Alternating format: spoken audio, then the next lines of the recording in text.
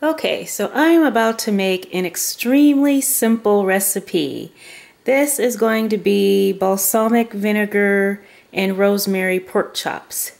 So here are my pork chops right here that I've already put salt and pepper on one side. This is the rosemary that I've already, I took it out of the package, I washed it, and then I just broke it up into little pieces with my fingers. And then this is the balsamic vinegar. So then the first thing that you're going to do is cook your pork chops in the skillet. So I have some coconut oil in the skillet there. Let's see if I can get this propped up. Okay, so I'm going to put my pork chops in. What I like to do is I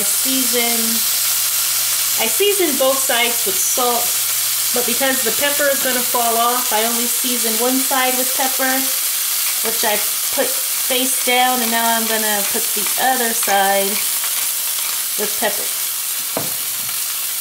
Okay, so then these should cook for about 2 to 3 minutes on each side.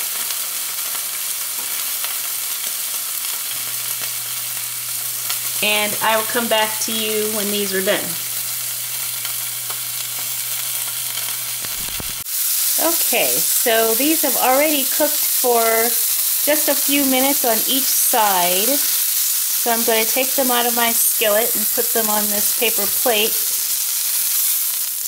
And this is a different paper plate. It's not the one that I had raw meat on. Okay, so you need to preheat your oven to 400 degrees. So that's what I've done. And wow, the skillet is hot. So I'm going to take it off the heat for a minute. Okay. Yeah, look, look at all of that. So now what you're going to do is you're going to measure out 1/4 cup of your balsamic vinegar. So let's see. Here's my measuring cup. Oh yeah, of course this doesn't pour out fast. Now I know if I put this in the skillet, it's going to immediately throw up a whole bunch of steam. Now, if you're trying to watch your fat or something, you can wipe out that coconut oil. You know, I think it's a good healthy fat. That's why I chose the coconut oil. So I'm going to leave it in here. Scrape up these bits.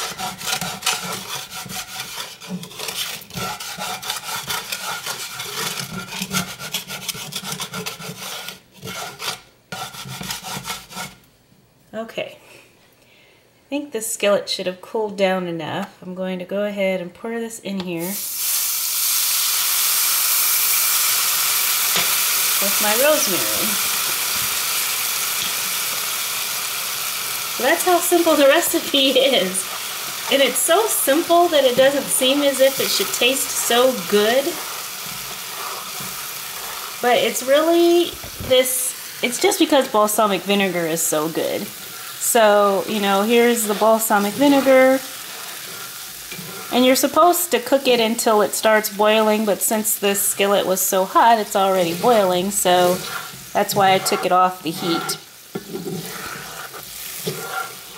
So, since this is a cast iron skillet, it retains heat pretty well, and so that's why it's able to still keep cooking, but it just smells so good. So now what you're going to do is put the pork chops back in here. Oops.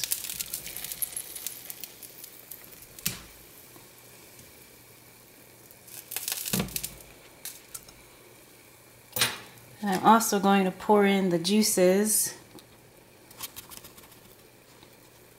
because this is your sauce. And now this is going to go into the oven.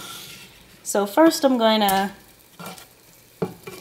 make sure that the pork chop really gets covered in this sauce. And then you're going to put it in the 400-degree oven for about 15 minutes or so until the pork chops are done. So my favorite thing to have with these pork chops is mashed cauliflower. I did do a video on this in the past, but it was a few months ago. The new Jackie 33 refers to my mashed cauliflower. She talks about it several times. So I'm going to go ahead and show you once again how I do this, just so you don't have to go back there. So this is some fresh cauliflower that I bought, so I'm going to cut this up and then clean it.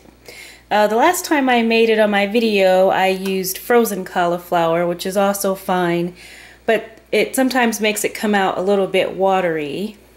Some Parmesan cheese that I'm going to grate, some Laughing Cow cheese, and some minced garlic. Now, to me, the secret to making this super fast is I use these zip and steam bags from Ziploc. You can find them in the same aisle where you find freezer bags and things. And so, actually, whenever I need any steamed vegetables, I use these bags. I've never used them yet to cook any meat, but as you can see here, for all frozen vegetables, it gives you the times, and then for any other type of vegetables, it shows you how long you put it in the microwave for. I also use these bags when I'm cooking when I steam sweet potatoes. I just stick it in one of these bags and put it in the microwave. And like I said, you can also do meat in here, but I have never used it yet for any meat. So you can see the cauliflower on here. A half a bag is 2 minutes, a full bag is 4 minutes.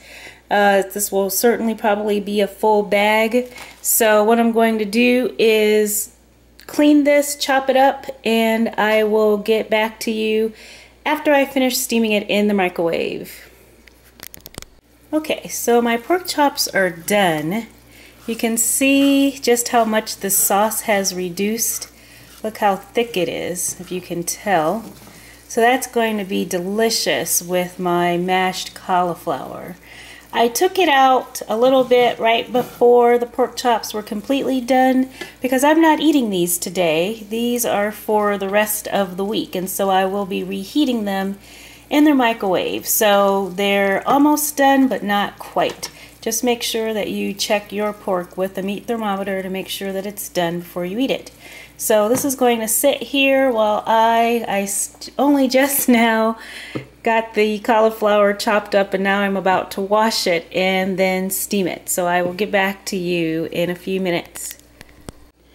Okay, so I just took the cauliflower, you can see this, out of the microwave, and it's really hot. And you really want to do this when it's hot. Whew. Okay, let's see if I can do this without burning myself with the steam. And then just dump all the hot cauliflower in your food processor.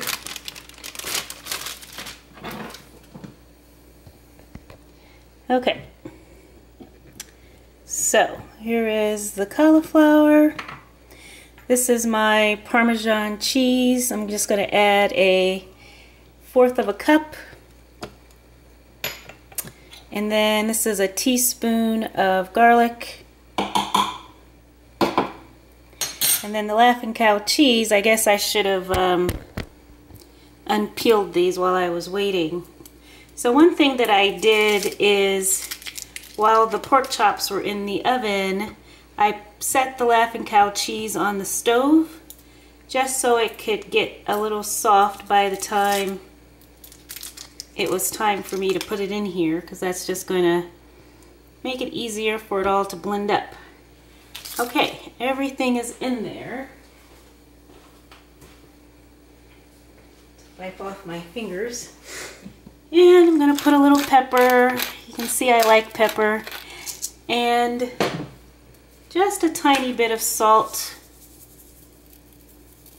because I think I might not get enough salt. Okay, so then I am going to blend all this up. Okay, so here is the finished product. You just keep blending it until it is creamy as you want it to be. And so see how this looks. I mean, no one is surprised these days anyway by mashed cauliflower. But I'm always surprised about how delicious it is. I mean, it's so good and it's so quick and it's so easy. So there's my mashed cauliflower. I'm going to put my meal prep containers together and I will show you what that looks like. Okay, so here is the finished product.